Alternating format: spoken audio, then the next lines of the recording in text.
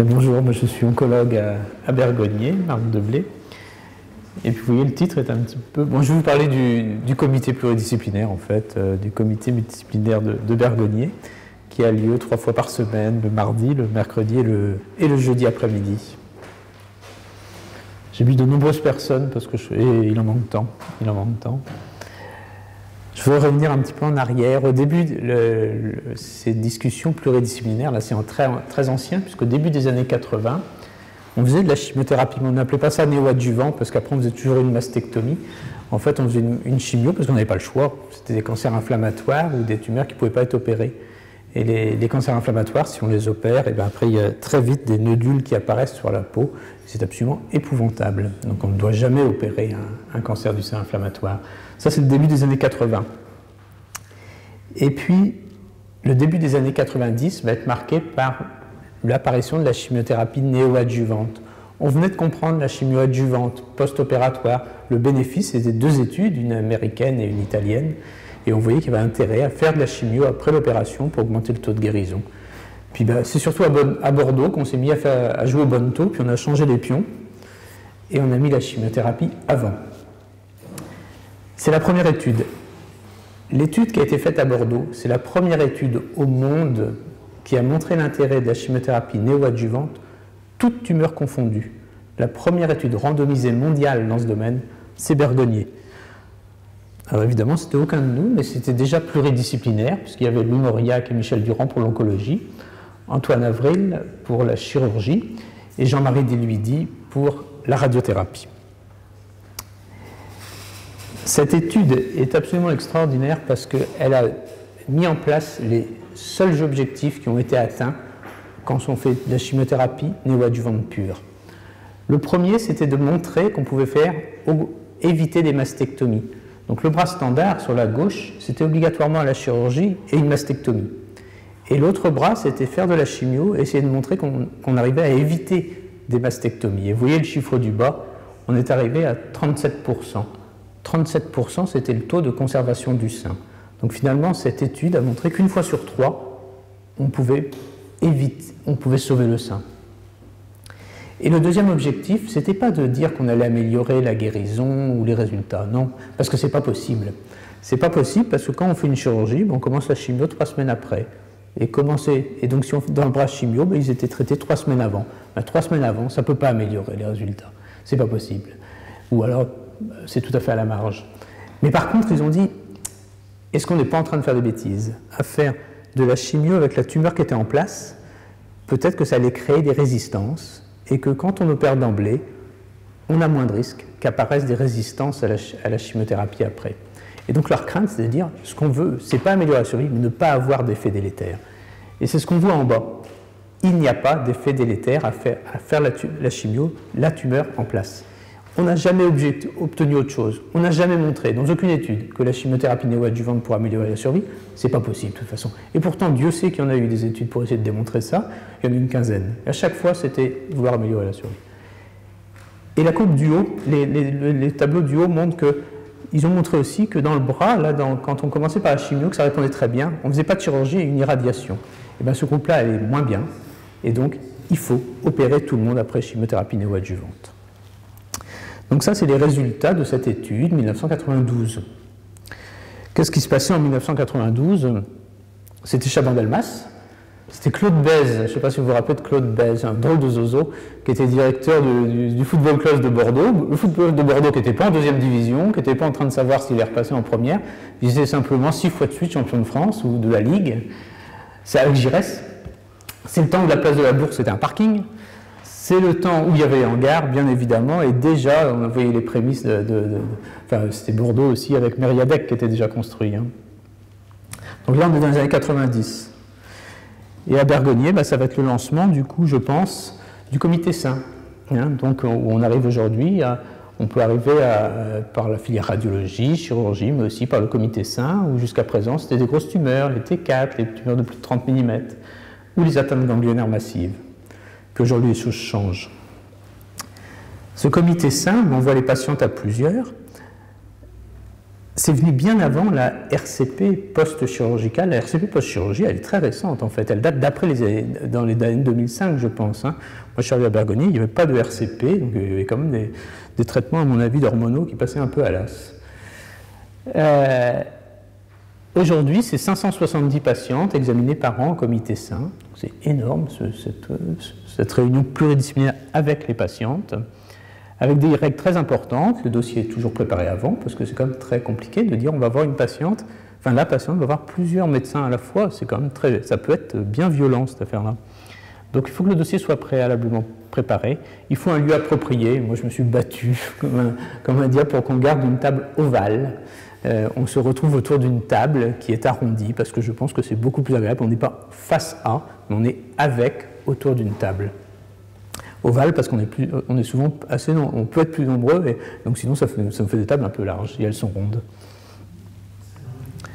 La patiente a été prévenue qu'elle serait venue à plusieurs, on lui demande de venir accompagner. Et puis un petit peu un jeu de rôle qu'on doit tenir pendant cette réunion. Il y en a souvent qu'un qui parle, qui anime, pour pas que la patiente se retrouve face à plusieurs personnes à la fois. Je suis dans la qualité de la rencontre. Donc un interlocuteur principal, il faut que l'ambiance soit un peu positive, un peu détendue, qu'on trouve un peu de... pas trop lourd quand même. Et il y a plusieurs temps dans l'entretien, on va interroger, revoir la situation ensemble, écouter la patiente évidemment. Il y a un temps d'examen, puis après on conclut. Entre ces deux derniers temps, l'examen et on conclut, il y a un temps de concertation où il y a des choses qui se passent à la cuisine parfois, donc on quitte la salle à manger, on va discuter dans la cuisine, et puis on vient discuter tous ensemble. Il y a des choses qui se font un petit peu à part du patient pour quand on leur montre pas trop nos hésitations parfois quand même, c'est pas terrible. Et donc c'est un temps dédié auquel les médecins s'engagent. On ne vient pas là par hasard au comité sain, ça passait 5 minutes. Non, on passe la demi-journée, même si moi je ne suis pas toujours parfait dans ce domaine. Donc on ne se retrouve pas du tout dans cette situation qu'on pourrait craindre. C'est pas du tout ça le comité sain. Et il n'y a pas de... Là on sent quelque chose de très jugeant, très quand même lourd évidemment pour cette pauvre jeune femme. Alors aujourd'hui c'est près de 250 patientes tous les ans qui sont traitées par chimiothérapie néoadjuvante, puis il y en a beaucoup qui ont de l'hormono néoadjuvante. Qu'est-ce que ça nous a apporté? Vous voyez qu'aujourd'hui la chimiothérapie néoadjuvante, c'est 70% de conservation du sein après. C'est considérable. On est peut-être le centre qui en fait le plus en France de chimio néoadjuvante, sans doute peut-être avec Curie, qui en fait beaucoup.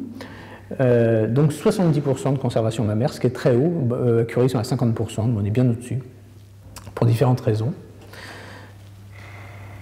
Donc oui, en termes de qualité de vie, cette multidisciplinarité, cette rencontre ensemble avec le patient, cette discussion permanente entre médecins, et bien oui, ça aboutit à ça, 70% de conservation du sein, ce qui change tout sur la qualité de vie des patients après et le risque de douleur.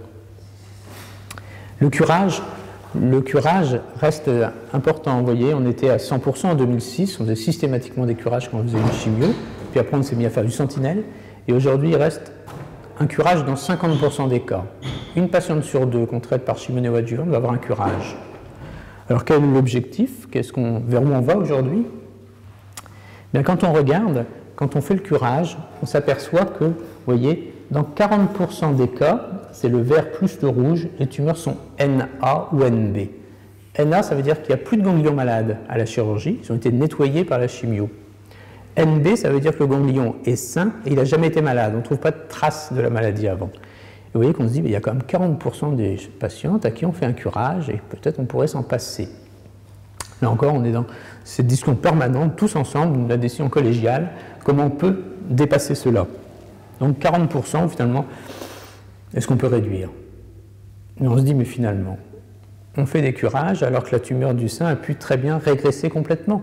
Et donc on dit, quand ça régresse sur le sein, on ne fait plus la même chirurgie, mais s'il y avait une atteinte ganglionnaire au départ, on continue à faire un curage. Donc on ne fait pas la même chose, on n'a pas la même pensée. On désescalade sur le sein quand la chimio marche bien, mais on ne désescalade pas sur le ganglion. Alors il y a une interne qui a fait sa thèse, une interne de chirurgie, et qui a regardé la corrélation. Est-ce que quand ça répond dans le sein, est-ce que ça répond aussi dans les ganglions? Oui, ça répond très bien, il y a une très bonne... Quand ça répond bien dans le sein, ça répond bien dans les ganglions. Donc pourquoi ne pas aborder les choses sous le même angle? Et vous voyez que ces tumeurs, HER2, parce qu'on a des médicaments très efficaces, les tumeurs triple négatives, vous voyez qu'elles NCND, c'est les patientes qui ont les tumeurs qui ont encore de la maladie quand on les opère, ben c'est 10%, quoi. Et donc, à toutes ces patientes, peut-être on pourrait dire, ben on arrête de faire des curages, on fera une exploration ganglionnaire, sentinelle, et puis on complétera si besoin. C'est l'orientation qu'on prend aujourd'hui. C'est l'orientation qu'on a prise depuis 3 mois. On est probablement les premiers en France. Alors, vous êtes un peu gonflés. Non, parce que toutes les recommandations internationales le disent. Mais en France, là, tout le monde est en retard, parce que les recommandations françaises n'ont pas été élaborées. Mais ces recommandations allemandes, ces recommandations américaines, et par plusieurs sociétés américaines. Et donc l'idée, c'est de dire, ben, on va maintenant mettre, comme dans le sein, on va mettre un repère, un clip. Quand ça répond très bien dans le sein, on met un clip. Puis comme ça, le chirurgien sait où opérer et opère autour du clip. Et ben, on va faire pareil dans le ganglion. Et donc, c'est ce qu'on appelle la Targeted Axillary Dissection, c'est-à-dire qu'il y aura un centimètre. On fait, avant la chimio, on met un petit clip dans la lésion, dans le ganglion, on fait la chimio, et à la fin, on fera un sentinelle, plus enlever le ganglion qui était initialement clippé. Et donc ça démarre, et le but, c'est que vous voyez, on voudrait, par cette technique-là, éviter 25 à 30 curages inutiles par an. Je pense qu'actuellement, on est peut-être les premiers à faire ceci. En tous les cas, on est un petit peu, on est en bonne place en tous les cas. Et c'est conforme à des recommandations extra-françaises. Autre point, c'est adapter le traitement, le traitement à la réponse à la chimiothérapie. On sait aujourd'hui que quand les patientes ont très bien répondu, elles vont bien. Donc l'objectif, c'est de désescalader, de faire moins lourd. Désescalader, c'est pas toujours facile. Vous voyez ce petit chat, il faut bien du courage pour descendre de son arbre. Nous aussi, si on a du mal à descendre de l'arbre. Et quand il y a une maladie, après la chimio, quand on opère et qu'il reste de la maladie, ben, au contraire, on a tendance on va consolider les traitements. Alors on a 4 études qui l'ont montré, je vais passer très vite, je vous promets, parce que c'est un petit peu rébarbatif ces études. La première, dans les HER2 négatifs, vous voyez, il y a eu la chimio, puis elles n'étaient pas en réponse complète. Puis soit elles n'avaient rien, soit elles avaient une chimio orale. Gain 14%. On n'est plus dans le concept chimio versus pas chimio, on est dans le concept on rattrape. Donc là, oui, on peut acquérir du gain en survie aussi, puisqu'on gagne 8%. Première étude. Deuxième étude, l'étude Catherine, où on faisait une chimio, anti-HER2. Les patients sont opérés, ils ne sont pas en réponse complète. Ils gardent l'herceptine ou on passe à autre chose. Gain 11% en taux de rechute. 11% en valeur absolue, c'est beaucoup, beaucoup. Avec des hazard ratios, c'est la réduction relative du risque. Vous voyez, à 0,50, ce qui est énorme. En dessous de 0,75, c'est quand même très bien. L'étude Olympia pour les tumeurs qui ont une mutation BRCA, et donc un risque familial de cancer du sein, olaparib, un traitement oral versus pas, on gagne 8%. Et dernière étude qui est très différente, c'est que là, on fait immuno ou pas. On n'est plus dans l'adaptation au traitement, c'est immuno ou pas d'emblée. C'est-à-dire qu'on a changé de concept de chimiothérapie, on fait de la chimio plus une immunothérapie ou pas. Et là, on a pu voir un gain, et donc aujourd'hui, et cette immunothérapie, on ne la fait pas normalement quand on opère d'emblée. Donc ces tumeurs-là, triple négatif, de plus en plus, on leur fait systématiquement une chimio néoadjuvante avec de l'immunothérapie qu'on ne pourrait pas faire après. Gain 7%. Au total, toutes ces tumeurs, toutes ces études, ont toutes les 4 été publiées dans le New England Journal of Medicine, qui est la plus grosse revue mondiale de cancéro. Ça totalise plus de 5000 patientes. Les hazard ratios sont tous, vous voyez, en dessous de 0,65 et le bénéfice absolu est très important. Aujourd'hui, le standard n'est plus la chirurgie première pour de nombreux cancers du sein, mais c'est de commencer par du multidisciplinaire. On ne peut plus adresser très facilement, on n'a plus la filière radiologue qui adresse aux chirurgiens. C'est en train de se terminer et ça doit s'arrêter. Du moins pour un grand nombre de tumeurs, on va le voir tout de suite. Donc, pour les tumeurs, oui, petites, moins de 20 mm, N0, ou pour des tumeurs luminales, c'est-à-dire qui ne sont pas HER2, qui ne sont pas triple négatifs, de taille un peu plus grande, on n'a pas actuellement de traitement de consolidation. Donc celles-là peuvent passer en chirurgie. Mais toutes les autres doivent passer sur un traitement multidisciplinaire dans un délai rapide. Et là, il va y avoir un jeu entre toutes les personnes qui interviennent, parce qu'il va falloir mettre des clips. Il va falloir décider. Et c'est totalement différent. Et vous voyez, si on dit, on va faire avant on disait, on va faire de la chimio pour essayer de garder le sein. Maintenant on dit, on va faire de la chimio parce qu'on pourra faire un traitement de consolidation derrière. Donc on fait de la chimio, mais on peut faire une mastectomie. Ben, celle-là, il ne faut pas mettre de clip. On peut faire une chimio pour un traitement conservateur derrière. Celle-là, le radiologue devra mettre un clip. Et puis on clip le ganglion, ou on ne le clip pas. Et donc maintenant, il y a une interface qui se fait beaucoup plus importante entre chirurgien, radiologue et oncologue et radiothérapeute. Et donc tout ça est aujourd'hui beaucoup plus intégré. C'est un changement vraiment du paradigme. Mais le chirurgien qui travaille dans son coin, il faut que ça s'arrête.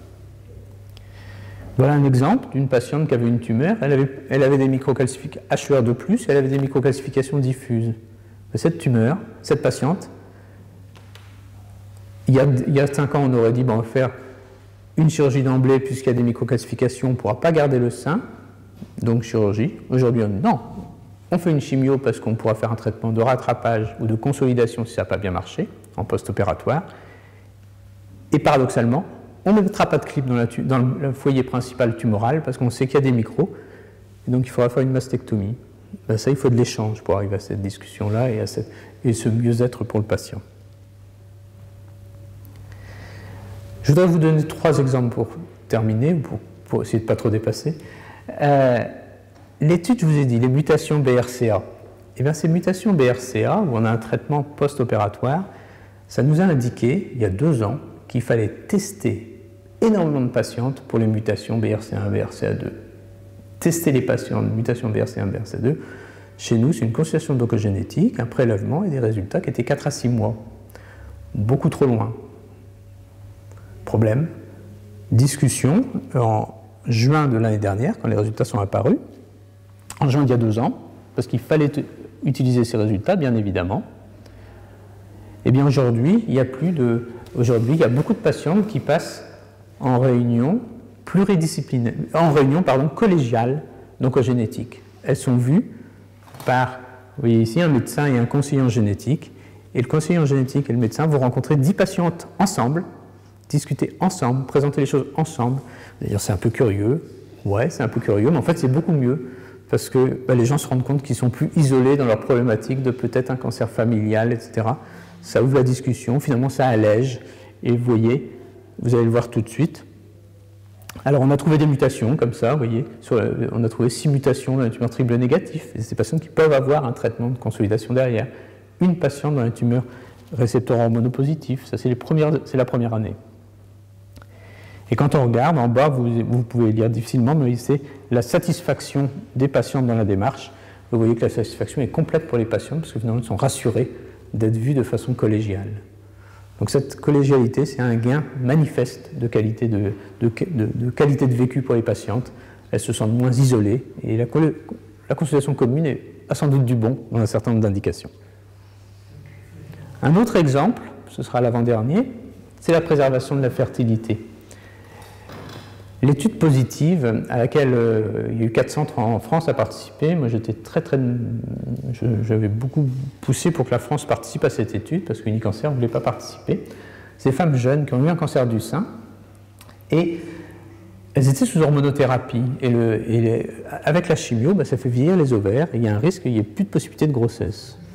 Et donc là l'idée était de dire on va interrompre l'hormonothérapie après 2 ans de prise, permettre une grossesse et on reprendra l'hormonothérapie.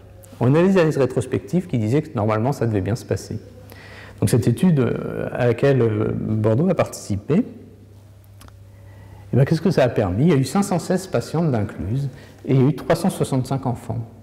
Donc des patientes qui avaient un cancer du sein, possiblement hormonodépendant, dit-on, et elles peuvent avoir des enfants. Alors vous dites, oui mais attention, le risque de rechute, le risque de rechute, le risque de rechute. Le risque de rechute, attention, les index, vous voyez, là on est à 2,5, 5, 7,5, c'est tout petit pourcentage, c'est des courbes qui en fait sont très collées, on n'est pas à 100%. Et le risque de rechute, il n'est pas significativement augmenté. C'est-à-dire, oui, une femme qui a eu un cancer du sein peut avoir des enfants. Mais alors nous là-dedans, nous qui faisons énormément de chimiothérapie néoadjuvante, ça nous posait problème. Parce qu'en fait, la préservation de la fertilité, on a différentes techniques. Alors on peut conserver un embryon, mais il faut avoir un embryon, c'est-à-dire qu'un enfant déjà conçu, qu'on va prélever, donc ça engage vraiment le couple très particulièrement. On peut conserver le cortex ovarien, mais ça abîme la fonction. On prélève un bout d'ovaire, et peut-être que ça altère, alors que déjà on se dit que c'est déjà par la chimio altéré. Ou alors il y a la conservation ovocytaire. Et la meilleure technique, c'est de congeler des ovocytes matures, c'est-à-dire qu'il va falloir stimuler les ovaires et après on récupère des ovocytes. Et toute notre question, c'est de dire, oui, mais alors nous, qu'est-ce qu'on fait là-dedans? On fait plein de chimio, notamment à des femmes jeunes, et donc la tumeur est en place. Est-ce qu'on peut stimuler les ovaires avec une hormone alors que la tumeur est encore est là et qu'on n'a pas encore opéré? Grosse problématique. Bah, écoutez, grâce à l'équipe de la fertilité de Bordeaux, du CHU, en collaboration avec Tivoli, Bordeaux Nord notamment, et ben on a décidé que maintenant on allait commencer à prélever, à stimuler les ovaires, la tumeur en place pour prélever et faire la chimiothérapie. Alors vous allez me dire c'est quand même un peu hasardeux, non, parce qu'en Espagne ça se fait, à Paris il y a une équipe qui le fait depuis longtemps, à Nantes il démarre, alors nous on va sans doute mettre quelques garde-fous, mais on va certainement qu'on va se lancer là-dedans, grâce à cette concertation permanente tous ensemble, hein, cette concertation pluridisciplinaire. Puis le dernier exemple, il est un petit peu anecdotique, mais je suis en radiothérapie, c'est surtout radiothérapie, moi ça m'amuse. Ce truc m'amuse, je l'ai appris récemment, je ne savais pas, je me suis dit c'est tellement évident, allez j'en parle, parce que voilà. Ces mammo, pas de problème, des mammographies, pas de problème, quoique, il y a ça.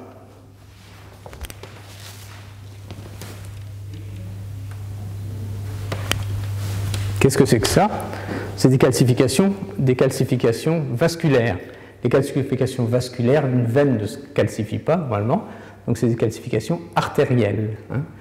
Et j'ai vu ça au congrès de radiologie qui a été organisé par Martin Boisserie et Foucault Chamings la semaine dernière à Bordeaux, le congrès national. Il y a quelqu'un qui présentait ça. On voit ces calcifications vasculaires et une équipe d'Henri Mondor qui a fait une analyse rétrospective des calcifications vasculaires vues par la mammographie, donc du dépistage. Et ils ont montré, et ils ont corrélé chez des patients qui avaient été traités pour un cancer du sein, les résultats de la mammographie et les résultats du scanner de centrage de radiothérapie. Et ils ont montré qu'il y avait une bonne corrélation entre les calcifications artérielles vues à la mammographie et les calcifications des coronaires. Forte corrélation, vous voyez en bas qu'on voit les calcifications, je pense, de l'interventriculaire. Voilà, je vais partir de des bêtises, donc je préfère me dire. Je crois que c'est l'interventriculaire antérieur, pas très sûr. Hein. Donc forte corrélation. Et quand on regarde, voilà les corrélations. Et donc c'est à chaque fois, il faut regarder les colonnes 2 par 2, c'est en fonction. C'est les patients de moins de 60 ans, de 60 à 70 et plus de 70 ans. Et chaque fois, à gauche, c'est quand il n'y avait pas de calcification artérielle sur la mammographie ou quand il y en avait. Et en vert, c'est quand on trouve des calcifications des coronaires. Et vert et rouge. Et en fait, là, il y a une population, la population la plus jeune, on voit une forte corrélation entre les calcifications sur la mammographie et les calcifications sur les coronaires. Et quand on regarde les courbes de survie globale, eh ben on voit qu'il y a des accidents vasculaires chez les patients qui avaient ces calcifications, et c'est significatif la différence. Donc en fait l'idée, moi ça me plaît beaucoup, c'est cette multidisciplinarité qui m'amuse assez, c'est que peut-être que demain, les mammographies préciseront dans leur compte-rendu, attention, cette patiente a un risque artériel, et il faudrait peut-être l'envoyer voir un cardiologue. Comme un truc un peu incroyable, et ça ferait peut-être partie du compte-rendu. Moi, je pense que ça devrait déjà, d'ailleurs, finalement, quand on voit ces études. Je ne vois pas pourquoi on s'embêterait. Alors, j'en ai parlé à Marie-Claire Zimmer, la cardiologue, mais bon, non, elle va pas, on va encore avoir trop de boulot, il va falloir donner des statines à tout le monde. Elle n'était pas enthousiaste plus que ça. Donc, cette coordination multidisciplinaire, je vous ai montré que ça augmentait clairement les taux de conservation mammaire, qu'on augmentait le taux, qu'on évitait un certain nombre de curages, que ça nous a permis de changer notre pensée sur la fertilité. Je vous ai montré, je crois, pas mal de choses en ce sens. Hein. D'un point de vue de la patiente, c'est surtout beaucoup de rassurance de voir les médecins ensemble, discuter ensemble, s'entendre bien, de ne pas s'engueuler. Il y a une cohérence du message, il y a un gain de temps. Est-ce que c'est brutal? Non, c'est pas brutal, parce qu'on a appris à le faire ensemble. Et que devient la relation singulière médecin-patient? Je vous assure qu'elle est tout à fait préservée et les patients sont contents. Pour l'équipe médicale, je crois que nous, ça nous a pris beaucoup d'appartenance à une équipe. Ça nous permet d'avoir une réflexion multidisciplinaire très concrète et une meilleure prise en charge, je n'en doute pas. Voilà, je m'arrête là. J'aime bien cette image, vous voyez, l'orchestre où tout le monde se félicite. Non, tout le monde se félicite, pas tout à fait. Regardez, il y en a un en haut à droite qui n'applaudit pas. Et finalement, quand on regarde, tous regardent le petit bonhomme à droite, le musicien à droite. Et le musicien à droite, c'est celui qui joue du triangle, simplement. Voilà. Allez, merci à vous.